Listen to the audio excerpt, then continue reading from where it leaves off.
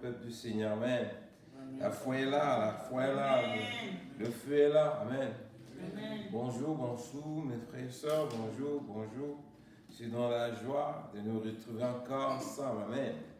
Alors nous allons, avant de commencer, on va confier d'abord ce moment au Seigneur afin qu'il puisse nous conduire, le Seigneur Saint-Esprit. Seigneur notre Dieu, nous voici venir encore, Seigneur, recommander ce moment entre tes mains. Toi qui es le consolateur du peuple, du corps de Christ que nous sommes. Alors parle-nous encore, Seigneur. Nous disposons nos cœurs pour t'écouter. Laisse à ce que notre entendement soit, Seigneur mon Dieu, bien précis pour capter le langage lequel tu vas nous parler encore ce matin. Bénis cette parole, qu'elle puisse nous cultiver, afin que nous puissions voir les retombées qui vont nous permettre de faire grandir notre foi. Au nom de Jésus, Amen. Amen. Bonjour, bonjour, bonjour, peuple du Seigneur. Amen. Amen. Alors, nous allons parler de la délivrance. Amen. Nous avons fait notre programme. Venons la clôturer ce soir. Donc, nous devons parler des différentes étapes du programme, disons, les différentes étapes de la délivrance. Amen. Il y en a deux versions, mais je vais choisir une. Je ne peux pas partager les deux au même moment. Peut-être la suite, on pourra commencer. Alors, nous allons parler des pas qui constituent la délivrance. Amen. Alors, c'est important, mes bien-aimés, en tant que chrétiens, c'est important de comprendre ces étapes-là, parce qu'en tant que chrétien, tu ne peux pas venir seulement comme ça, tu crois au Seigneur, puis ça s'arrête là. Alors, il y a des étapes qu'il faut affranchir, et ces étapes sont influencées par l'autre. Celui qui est supérieur influence celui qui en vient après. Celui qui vient après l'autre, influencé par l'autre. Amen. Alors, tant que nous n'avons pas compris cela, mes bien-aimés, ça sera difficile. On pourra dire quoi? Après plusieurs jours de jeûne, Amen, et que nous jeûnons, Amen. En tant que croyants, mes bien-aimés, nous devons comprendre que le jeûne, c'est un élément qui nous permet de s'approcher de Dieu. Amen. Lorsque nous jeûnons, mes bien-aimés, le jeûne ne nous sort pas seulement, mais elle contribue, c'est un élément également qui participe également à notre salut. Alors, ce sont des éléments qui appuient la foi d'un chrétien. Alors, le jeûne nous permet de résister à toutes les tentations de l'ennemi afin que nous soyons encore plus proches de Dieu. Donc, en tant que croyants, nous devons comprendre que Dieu agit toujours en nous lorsque nous sommes disposés à l'écouter. Mais pour l'écouter, nous avons le devoir de faire taire la chair en nous. Lorsque nous jeûnons, mes bien-aimés, nous nous fortifions. C'est une manière de s'humilier devant Dieu afin qu'il nous façonne. Ça va nous permettre de le chercher, de chercher sa présence afin que nous ayons encore le désir de s'approcher encore plus proche de lui. Ça va nous permettre d'avoir la disponibilité de chercher Dieu. Quand tu vois quelqu'un du mal à résister, il est en train de résister en servant Dieu, mes bien-aimés, ça veut dire le niveau de sa foi quand tu commences à résister à Dieu. Mais lorsque on se force dans le jeûne, Dieu nous dit, nous transforme. Ça nous donne la disponibilité d'accepter quelles que soient les exigences que Dieu va nous demander. On va le faire parce que nous sommes façonnés par rapport à la manière dont nous disposons à le chercher. Amen. Pourquoi on le cherche? Parce que nous savons, mes bien-aimés, sans Dieu, nous sommes rien dans ce monde. Voilà pourquoi nous devons comprendre. Nous avons jeûné, nous avons prié. Alors nous devons comprendre que sans Christ, mes bien-aimés, notre jeûne n'a pas d'efficacité. Donc nous jeûnons parce que nous venons vers celui qui est supérieur à nous, Christ, pour qu'il nous transforme. Alors, lui travaille avec l'obéissance. Alors, s'il travaille en toi, ça veut dire la manière dont nous transforme, nous avons l'influence. Cette transformation influence aussi notre vie chrétienne. Et ça va avoir l'impact de pouvoir anéantir le pouvoir du péché en nous. Pourquoi? Parce que le péché travaille avec le convoitise. Lorsque tu t'humilies au Seigneur, le temps de s'humilier, la manière dont tu te donnes au Seigneur, mes bien-aimés, ça te permet d'influencer le péché, le pouvoir du péché en toi. Le péché ne pourra pas avoir l'effet qu'il avait en toi. Pourquoi? Parce que quand tu vas être en communion avec le Seigneur, le Saint-Esprit te donne la capacité désormais de rejeter tout le convoitise de la chair. Amen. Alors nous allons parler des différentes étapes. Il y en a la première partie, nous avons, je vais partir dans nos pages. Nous avons 6 étapes qui accompagnent la délivrance d'un chrétien. 6. Il y en a 6 points éléments. Amen. On va aller pas à pas pour pouvoir les développer. Premier pas, ça veut dire notre délivrance, c'est l'œuvre de Jésus-Christ. Amen. En nous quoi? Notre délivrance, on pourrait dire, c'est l'œuvre de la croix en nous. Le travail que Jésus-Christ a fait à la croix. C'est ça qui est en nous. La foi que nous mettons sur ce que Jésus a fait en nous, c'est le premier élément qui nous permet désormais d'avoir l'accès au travail que Jésus a accompli à la croix. Amen. Alors, ce point, mes bien-aimés, est capital. Les autres choses sont influencées à cela. Sans Jésus-Christ, mes bien-aimés, nous ne sommes rien. Nous travaillons, nous allons faire quoi? Mener une vie dans la loi, selon la loi. C'est là que nous allons fournir nos efforts. Mais lorsque Jésus-Christ intervient, l'œuvre de la croix intervient, et nous mettons notre foi en cela, et automatiquement, cette grâce-là nous localise. Amen. Nous sommes candidats à être sauvés. Amen. Ça, c'est le premier élément. Maintenant, qu'est-ce qui suit après cela? Amen. La parole de Dieu dit dans le livre de Matthieu, chapitre 12. Amen. On va aller vite, mon frère. Matthieu, chapitre 12, verset 43 à 45. Comme il y a beaucoup de choses à partager. La parole de Seigneur dit ceci. Il s'en va et il... Matthieu 12, oui. Verset 43. Plutôt, oui. Matthieu chapitre 12, verset 43 à 45. Pardon, approche-toi pas. Approche-toi. Lorsque l'esprit impur est sorti d'un homme, il va par des lieux arides, cherchant du repos, et il n'en trouve point. Alors il dit, je retournerai dans ma maison, d'où je suis sorti. Et quand il arrive, il la trouve balayée, et la trouve vide, balayée et ordonnée. Il s'en va et il prend avec lui cet autre esprit plus méchant que lui. Ils entrent dans la maison, s'y établissent, et la dernière condition de cet homme est pire que la première. Il en sera de même pour cette génération méchante. Amen. Amen. Amen. Alors, mes bien-aimés, vous voyez ici, le Seigneur nous montre quelque chose d'important. Lorsque nous croyons au Seigneur, nous venons, le Seigneur nous a franchis. Il fait quoi? Il fait le balayage dans nos vies. Amen.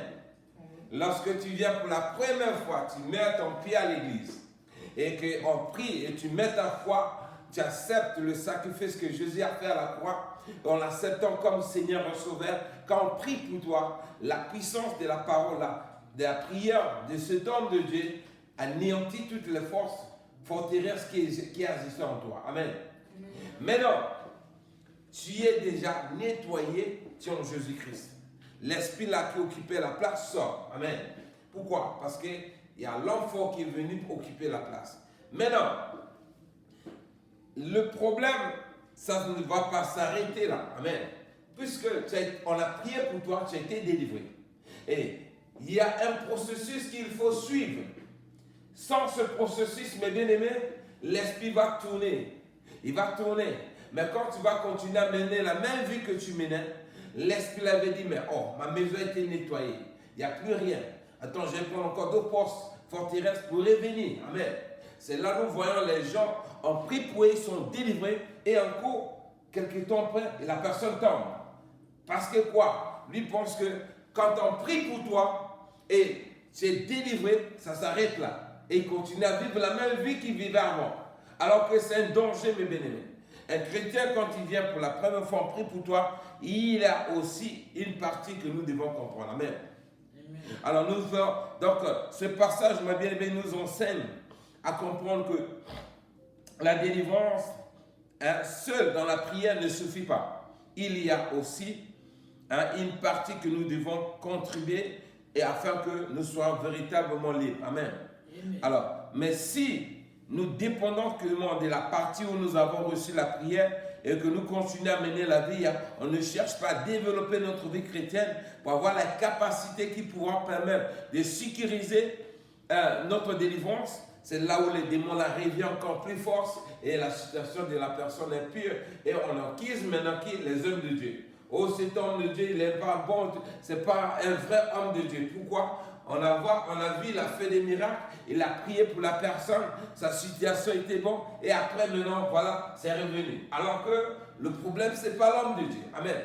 Mais c'est celui qui a reçu la délivrance, il n'a pas pu entretenir cela. La parole de Dieu dit, dans le livre de 1 Jean chapitre 3, 8, il dit, le Fils de Dieu apparaît afin de détruire les œuvres des ténèbres. Pourquoi? Parce que quand Jésus vient, il intervient, il détruit tous les œuvres des ténèbres dans nos vies. Amen. Alors, donc, à partir de cela, mes bien-aimés, nous devons comprendre qu'il y a une partie où quand le Seigneur vient en nous, il nous guérit, il nous délivre et il délivre les personnes opprimées et il nous pardonne du tout le péché et il nous restaure nos vies. Amen. Maintenant, la vie étant restaurée, mes bien-aimés, la puissance du Seigneur est là, mais il faut conserver maintenant la délivrance là. Amen. Parce que si nous ne conservons pas cela, nous allons faire des rechutes. Alors chaque fois que nous rechutons, mes bien-aimés, le diable en profite. Lui, parce que son travail c'est de rôter autour de tous ceux qui sont appelés fils de Dieu. Moins de failles, il prend cela, il va t'accuser ce Dieu et il cherche à te réclamer. Amen. Donc, d'une manière ou d'autre, la parole nous enseigne encore ce matin à comprendre que lorsque Jésus intervient, la maison est nettoyée, nous sommes purifiés, nous sommes sanctifiés, nous sommes pardonnés et nous sommes guéris même de la maladie et le péché, nos péchés ont été pardonnés, nous avons été restaurés dans une nouvelle vie. Maintenant, à partir de là, mes bien-aimés, il y a un processus que nous devons faire. Donc, Dieu veut il veut qu'à partir de là, nous comprenions l'importance des autres démarches qui vont suivre. Amen. Alors, ça, c'est le premier pas que j'avais dit. Maintenant, le deuxième point, c'est la délivrance. La délivrance doit être suivie d'une vie de sainteté. Amen. La vie de sainteté, mes bien-aimés, dépend de la présence de Dieu en nous. Amen. Ça veut dire quoi? Mener une vie de sainteté dépend de Jésus-Christ. Amen. Parce que si tu enlèves Jésus-Christ, tu ne peux pas mener une vie de sainteté. Amen. Mais quand Jésus est en toi, il t'a franchi, il t'a délivré, et il t'a guéri, il a pardonné ton péché, c'est là où la vie de sainteté doit suivre. Amen. C'est le processus qui va suivre pour pouvoir protéger le travail que Jésus a fait en nous. Amen. L'œuvre de la croix, la délivrance, le pardon, la guérison et la vie, disons, le salut que Jésus nous apporte au travers de ce point. Amen. Maintenant, dans ce point-là, mes bien-aimés, regardez bien, Jésus, parce que nous avons vu l'autre côté où Dieu dit, une fois que nous sommes délivrés, il y a un esprit, le diable cherche à rôter autour de nos vies et il va voir si la maison est nettoyée et qu'il y a encore de la saleté que nous avons, les portes que nous avons ouvertes, c'est là l'esprit revient en nous. Amen. Donc, pour pouvoir empêcher les esprits à revenir en nous, à retourner, nous devons mener une vie de sainteté. La sanctification nous permet de fermer toutes les portes où l'ennemi avait l'accès à rentrer dans nos vies. Amen. Et lorsque nous menons cette vie, mes bien-aimés, Dieu nous garantit désormais la protection. Voilà pourquoi, là où nous venons de lire, là où le passage mon frère lit. Matthieu 12, Ouais. 43. 43 à 47, là où nous venons de lire. Amen. Oui, j'ai sauté. Parce que le premier verset, c'était pas ça en principe. Mon premier verset que j'avais mis, c'était l'autre côté. C'était Jean 8, verset 36 plutôt. J'ai pris ça au milieu. Jean 8, le verset 36, il dit quoi? Regardez, c'est là où nous allons commenter. Jean 8, le verset 36. Il dit, la parole du Seigneur nous dit ceci. Si donc le Fils vous a franchi, vous serez réellement libre. Amen. C'est-à-dire quand le Seigneur vient, il nous guérit, il nous délivre et il nous délivre de tous les esprits qui nous tourmentaient et il nous pardonne nos péchés et nous avons déjà le salut quand nous croyons en lui. Amen. C'est là où la parole de Dieu dit, si ton fils, le fils de Dieu t'apparaît et dit, on t'a franchi, tu seras véritablement libre. Amen. C'est là où nous pourrons voir, pendant ce temps, mes bien-aimés, c'est là où Jésus nous guérit, comme je viens de dire. Amen. Excusez-moi, j'ai mélangé ça parce que l'autre verset que j'ai lu, c'était après.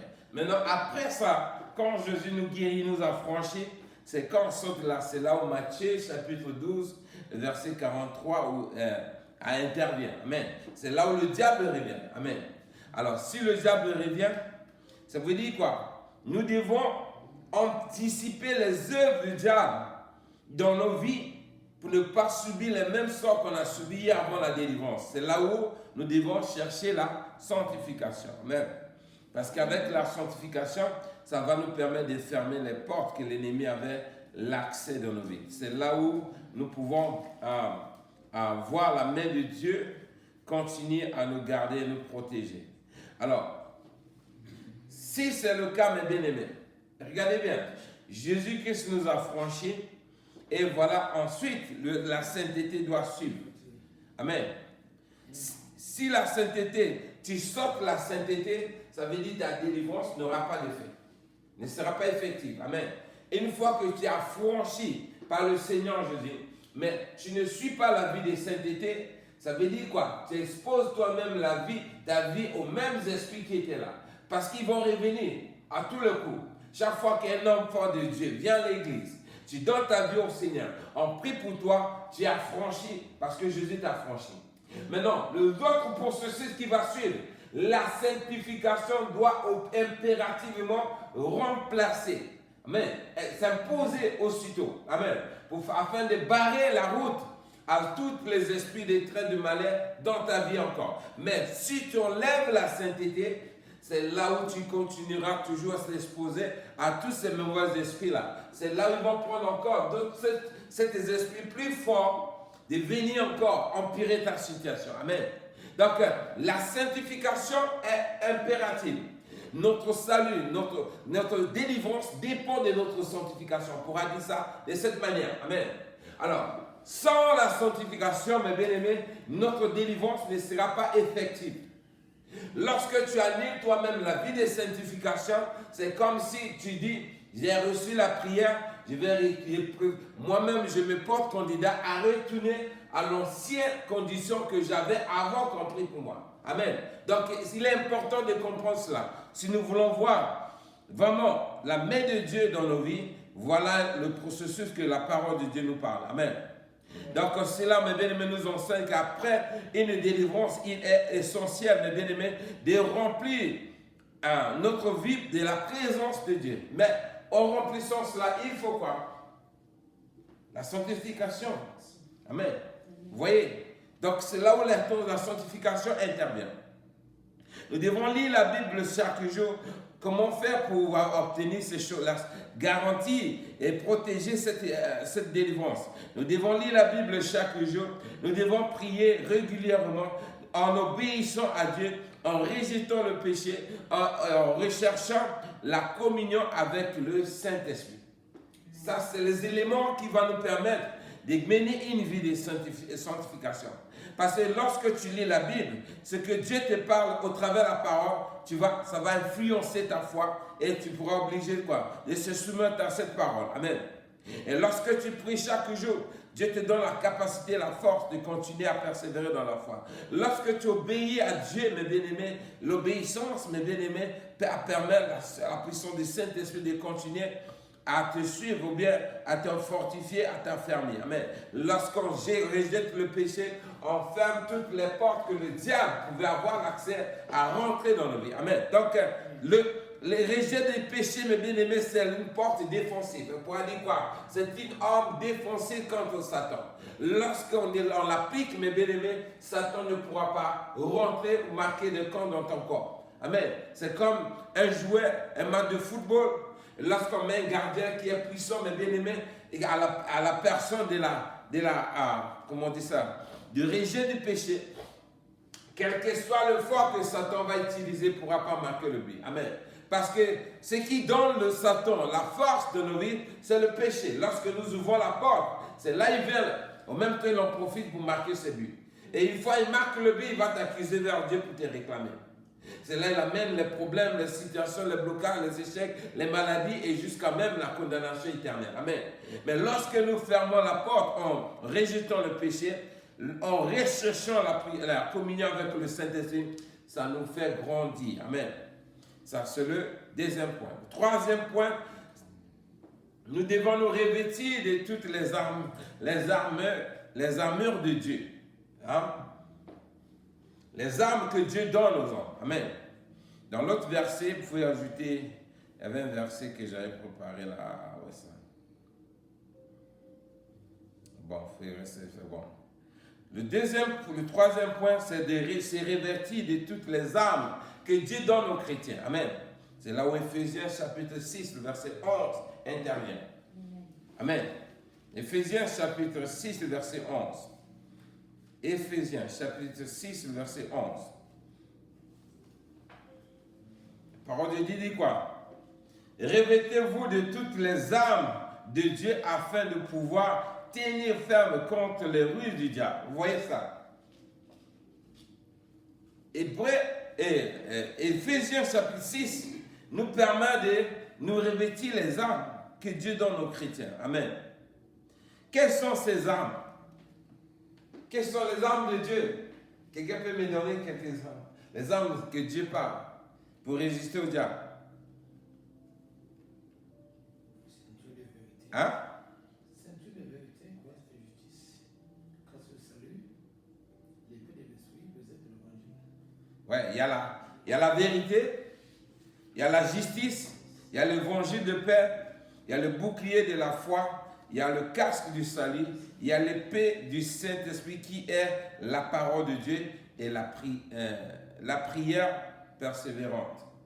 Ça, ce sont les armes que Dieu donne aux chrétiens. Si tu veux être fort devant les démons, pour que les démons, le diable te crée, mes bien-aimés, il faut marcher dans la vérité. Amen. Il faut marcher dans la justice. La justice, c'est quoi? Rejeter tout ce qui est injuste.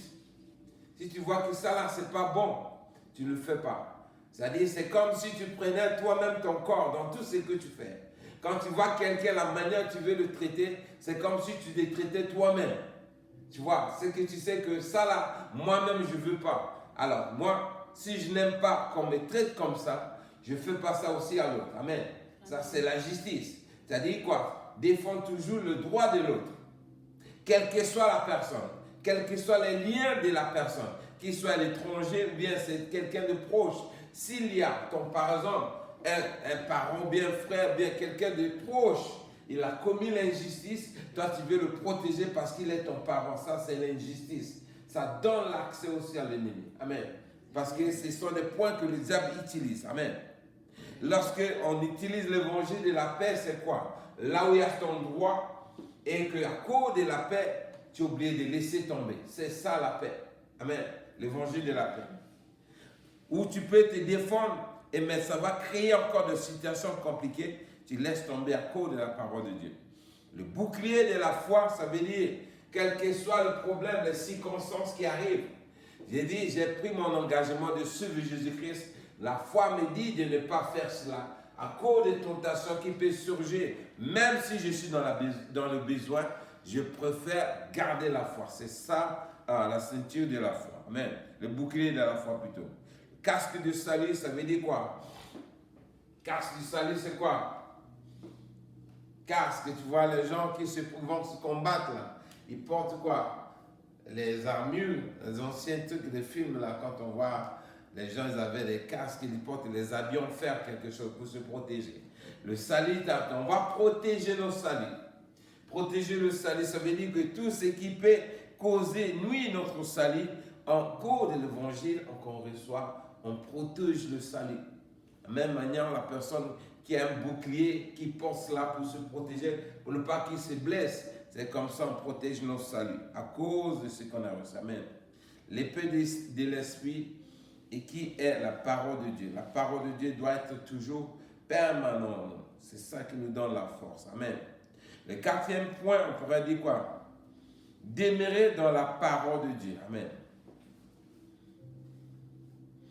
Demeurer dans la parole de Dieu. Nous pourrons dire dans le livre de Jean, chapitre 8, à partir du verset 31 à 32. Jean chapitre 8, à partir du verset 31 à 32. La parole de Dieu nous dit ceci. On pourrait dire à partir du verset 30 plutôt. Il dit, comme Jésus parlait ainsi, plusieurs crurent en lui. Et il dit aux Juifs qui avaient cru en lui, si vous demeurez dans ma parole et vous êtes vraiment mes disciples, vous connaîtrez la vérité et la vérité vous affranchira. Amen. Vous voyez, le fait de la parole, quand on demeure dans la parole de Dieu, la parole de Dieu va nous affranchir. On va connaître la vérité. La vérité, c'est quoi? C'est Jésus. Jésus lui-même, il est la vérité. On va le connaître. Et lorsqu'on va connaître Jésus, on sait que quand je fais la prière, ma prière, je sais qu'au nom de Jésus, je connais le fait de ce qui accompagne.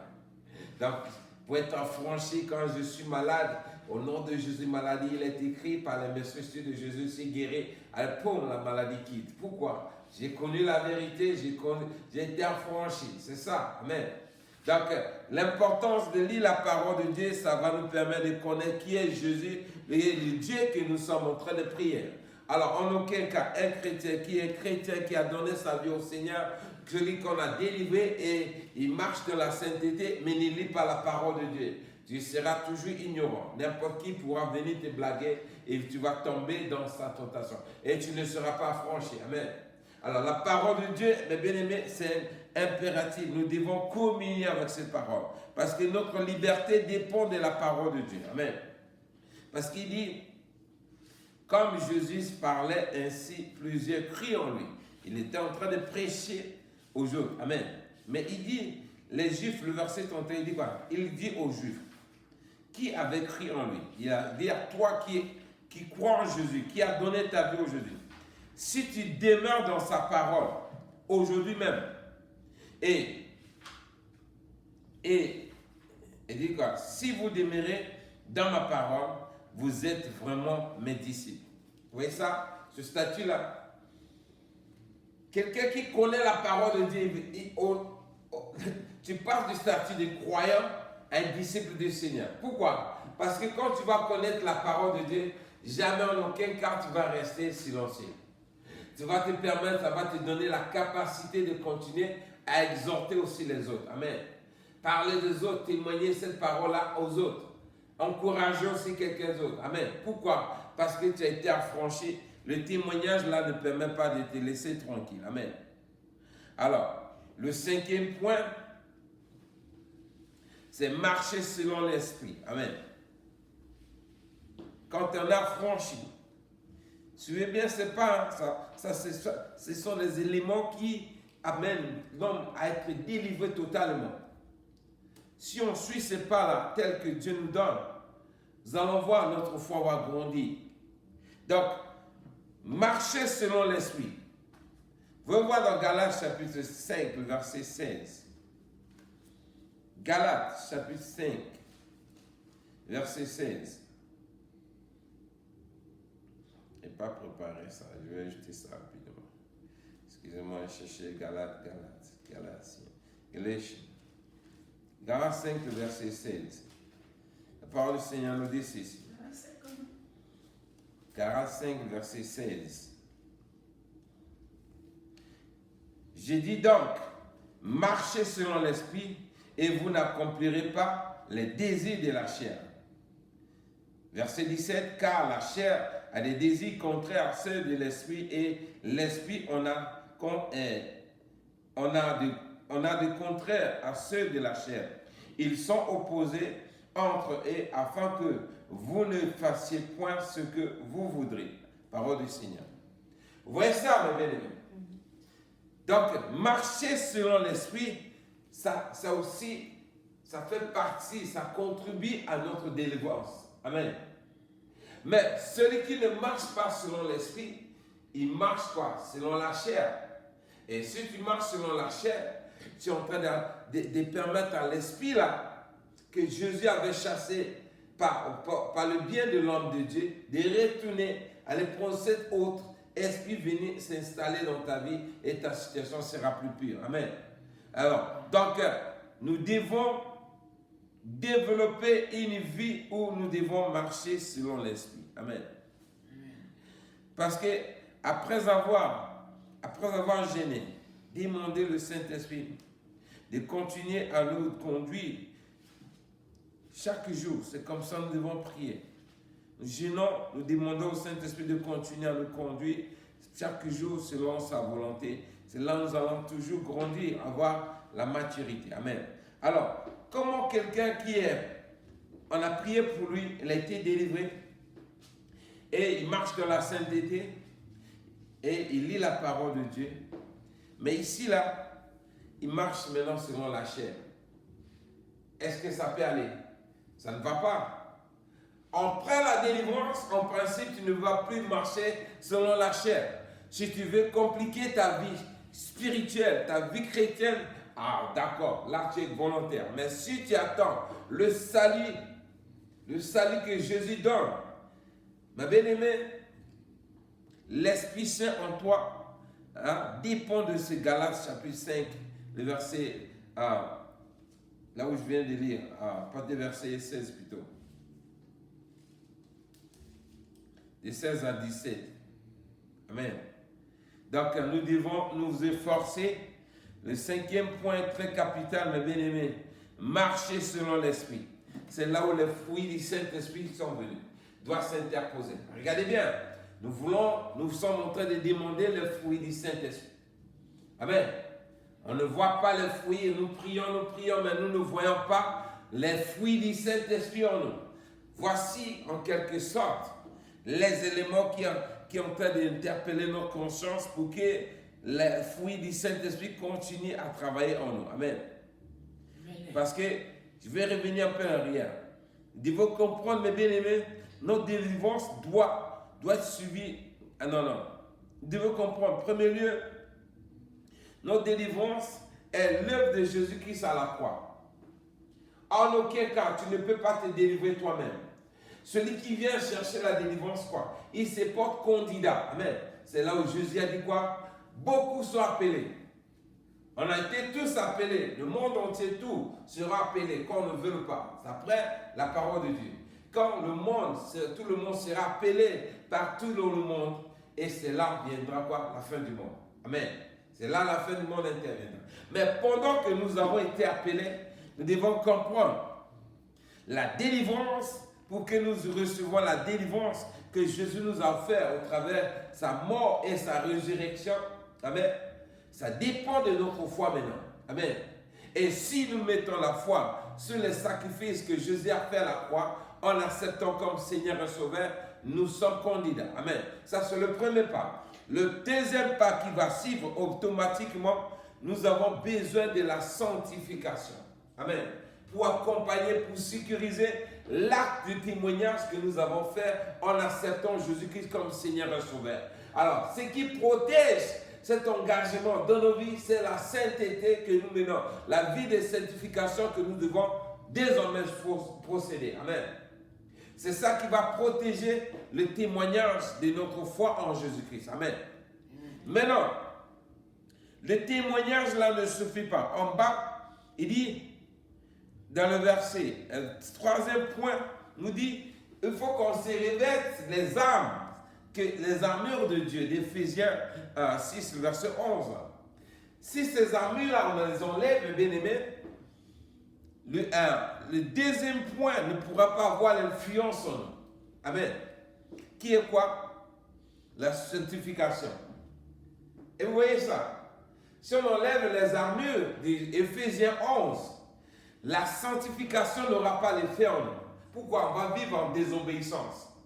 Vous voyez ça? Et qui dit désobéissance, il n'y a plus de sainteté.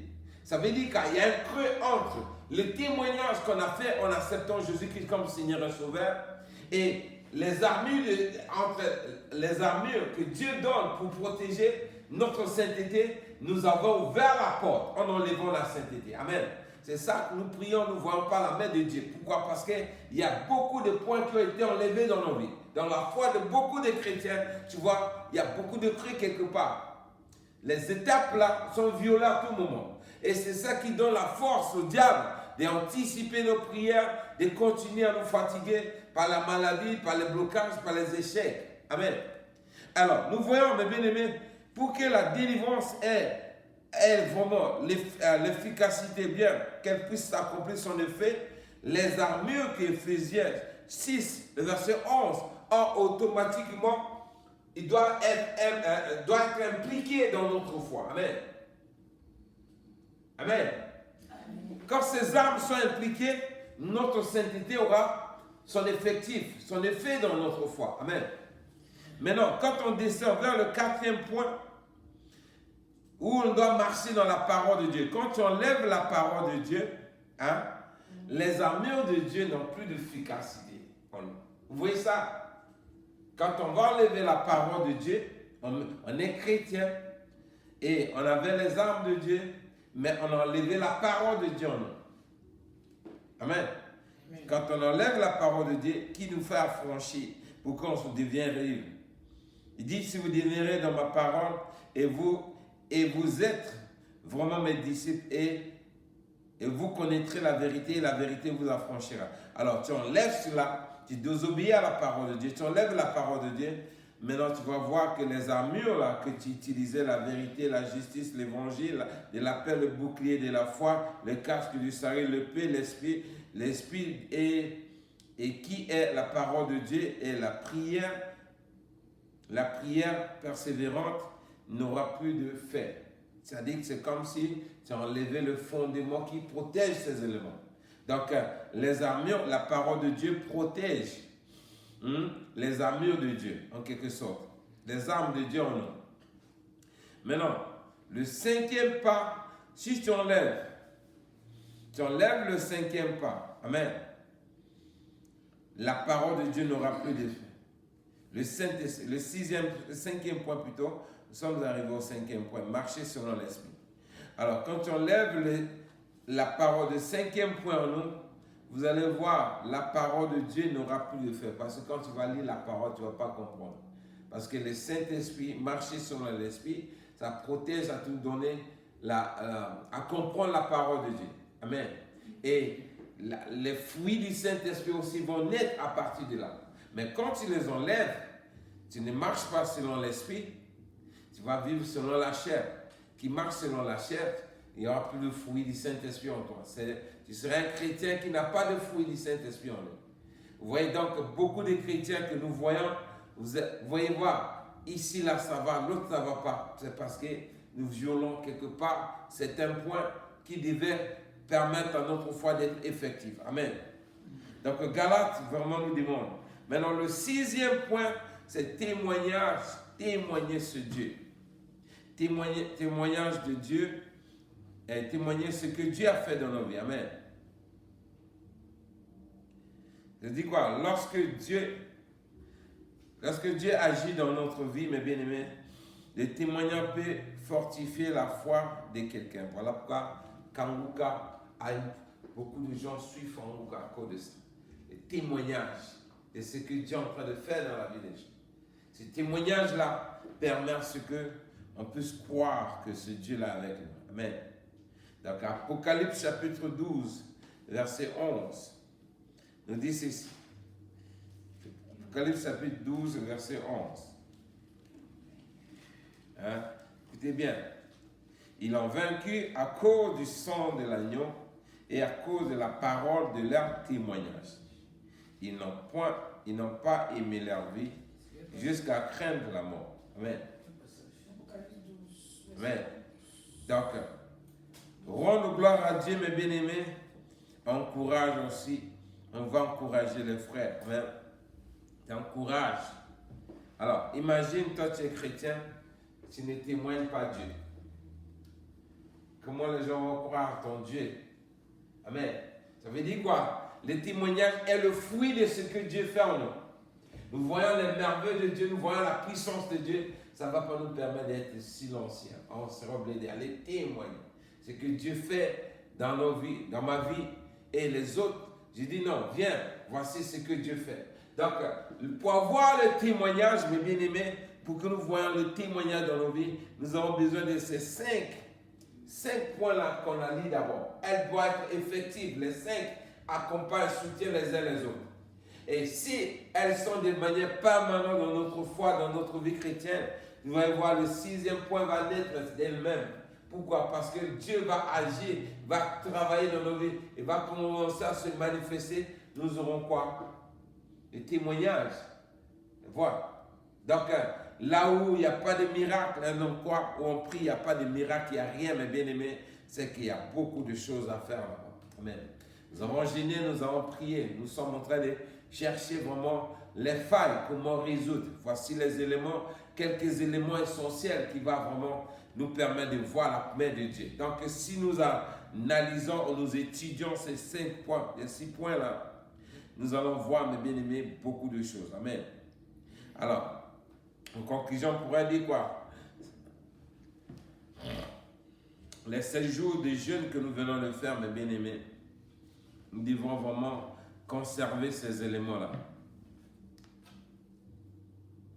Parce que ce n'est pas la fin, mes bien-aimés.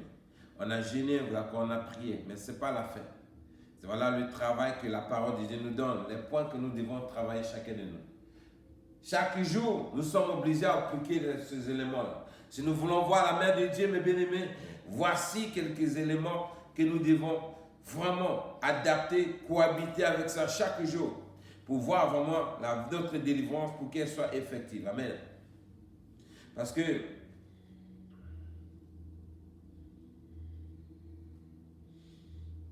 la délivrance, c'est vivre dans l'obéissance comme Dieu on a dit. Amen.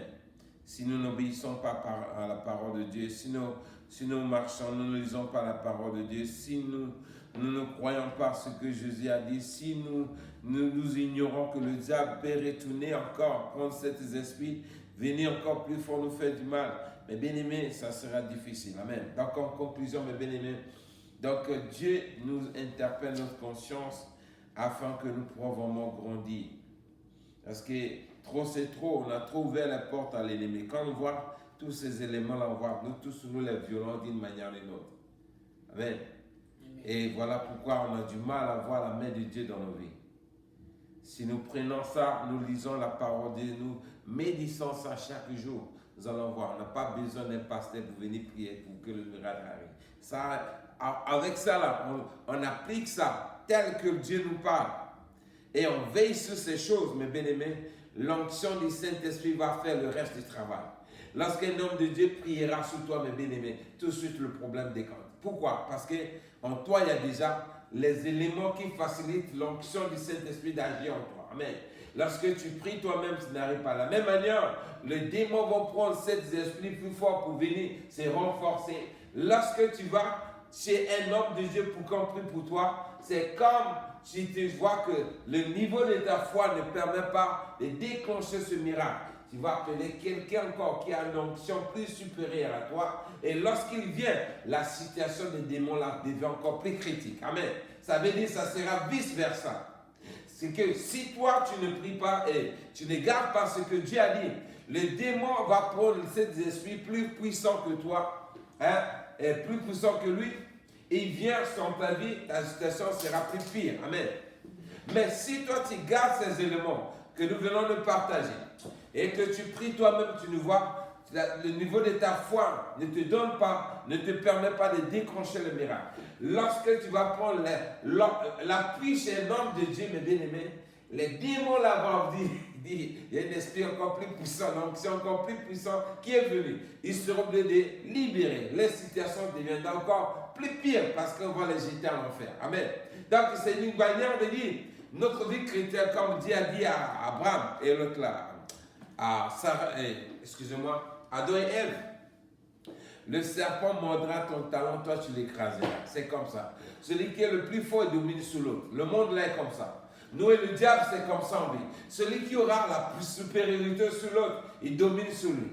Mais celui qui est faible, c'est l'autre qui dominera sur lui. Vous voyez? Donc, c'est un danger permanent. Chaque jour, nous cohabitons avec ce système, mais nous, en tant que chrétiens, nous sommes ignorants de ça. Lorsqu'on voit la main du diable dans nos vies, dans nos situations, on est en train de se lamenter, alors que c'est quand nous voyons la manifestation des œuvres des ténèbres en nous, ça montre la légèreté de notre foi. Amen. Parce que si nous suivons les choses, disons, la parole de Dieu telle que Dieu nous enseigne, mes bien-aimés, l'effet du diable dans nos vies n'aura pas d'impact. Puisque nous avons été affranchis en Jésus-Christ, nous serons véritablement libérés de toutes les œuvres de ténèbres que le diable peut utiliser. Amen. Donc, nous avons fait un travail.